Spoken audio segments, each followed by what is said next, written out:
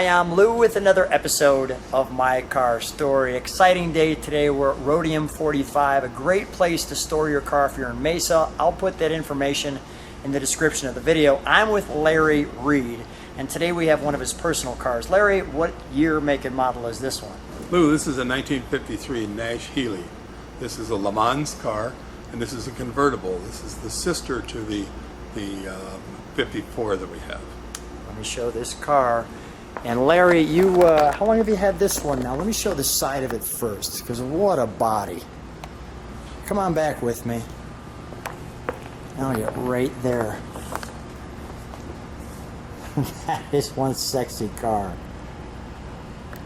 How long have you had this? This we've had about 3 years. Come on up with me. Why did you have to have this car out of all the cars in the world? Well, we like the Coupe so well, and it's such a fabulous car. Which is right there. The 1954. So stay tuned to the channel. You'll see that one in a couple of months, but you're seeing this one here. And the 53 is exactly the car that ran in Le Mans. And this is it's a fabulous car. It drives well, a lot of fun. Speedometer goes to 140 miles an hour. It was a purpose-built race car.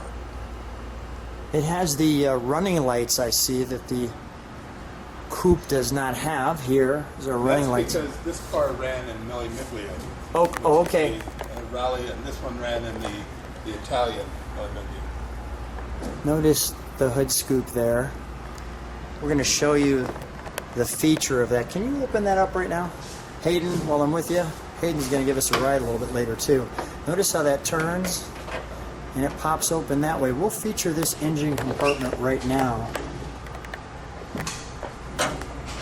Big straight six. It almost looks like Brillo, chrome Brillo pads in these air filters. Larry, what got you interested in these vehicles? Well, this is again, this is a purpose-built race car. There were very few of them built, only 340, and they're just for racing. It was the Nash was a car that when I heard about this, I saw it. I didn't know what it was because the Nash was a homely car, and they took it to turn Italy to Pininfarina, who lengthened this car by 6 inches. The wheelbase, and it completely changed the dynamics of the car, the look of the car, the whole thing. It didn't look like a Nash, and it doesn't operate like a Nash either. No, so. Really, I mean, I think this is the most beautiful Nash. You can see the holes in here. You have the antenna.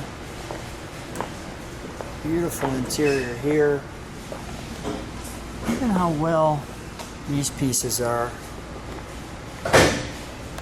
Nice thing with the convertible is you can show this. Now, I'm just curious, being a sports car, a race car, I'm assuming they did not have an automatic.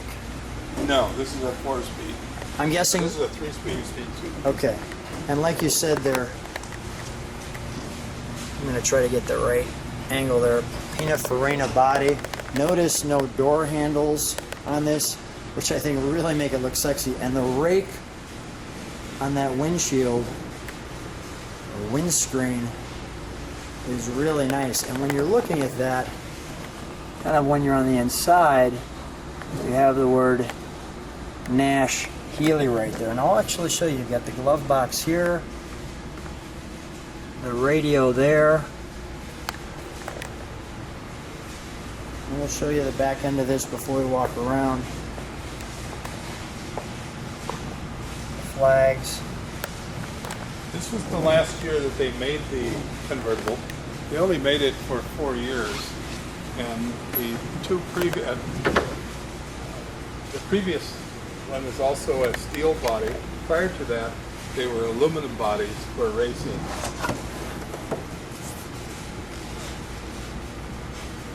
And the little wheel. Okay. A piece of wood.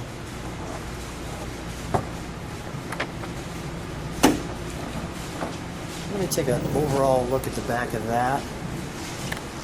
Oh, that is really good stuff right there. Matt, I'm going to show this too. Here's where we're at. So if you want to store your car and you're in the Mesa area, this is where you can go. Here's some of the details.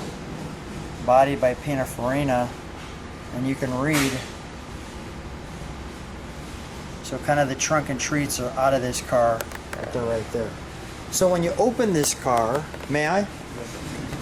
This handle goes forward. Door pops out. You can see the pull grab bar. And it gives you the entryway into this car. Nice bench seat. No buckets. You even see that there's a pull handle there to separate you if need be. Big banjo wheel.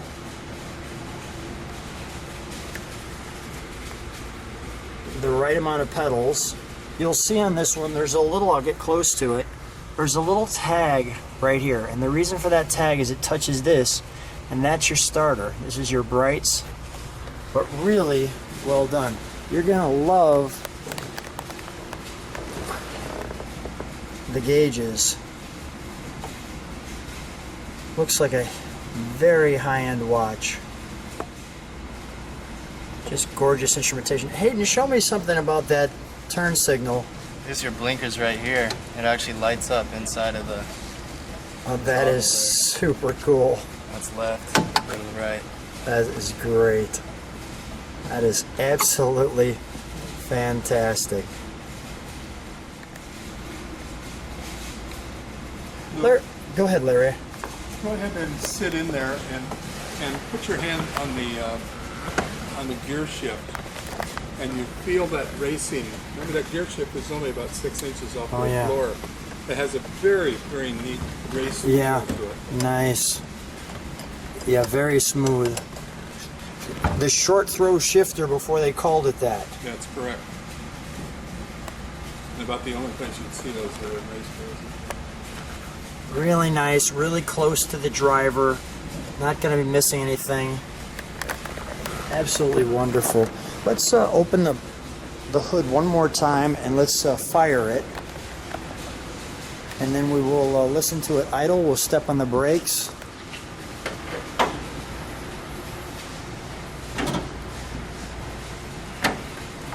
That's nice. The bracing.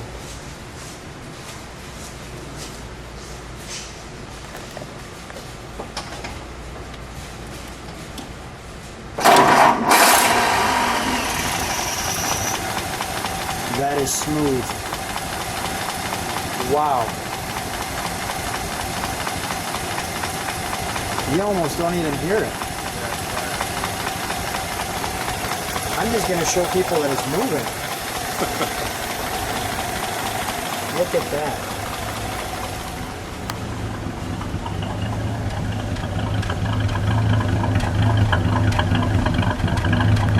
Oh, that's a wonderful sound. Step on the brakes for just a second. Thank you, Hayden. Go ahead, give it a rev.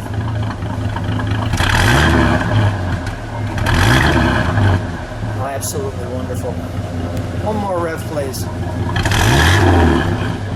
Such a nice,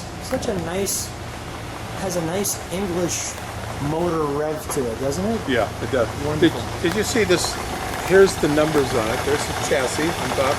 There's the motor, and there's the body number, because remember, this car was made in Wisconsin, was shipped to Birmingham, England, where all the race equipment was put on the motor, new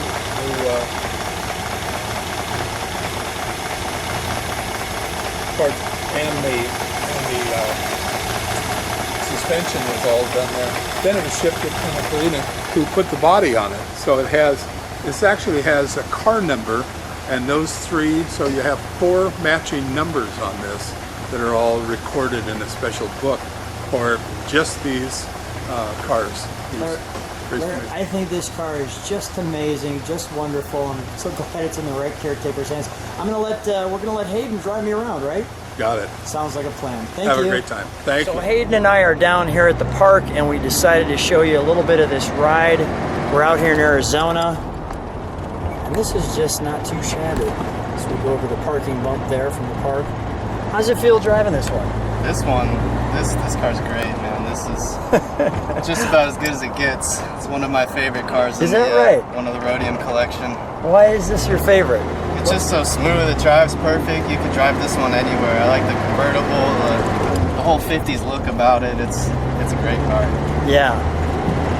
It's pretty fun to ride in something this unique and this rare, and you get a lot of looks for sure. Yeah, no doubt. People always ask me, what is it? What is it? Yeah. Stuff like that. Yeah, it's a good one. I'll show you a little bit of this ride that we're just driving on. We've got some speed bumps here, so we're not doing anything silly. It's got the neat little Nash Healey there, and you can see a nice instrumentation. I mean, actually gorgeous instrumentation.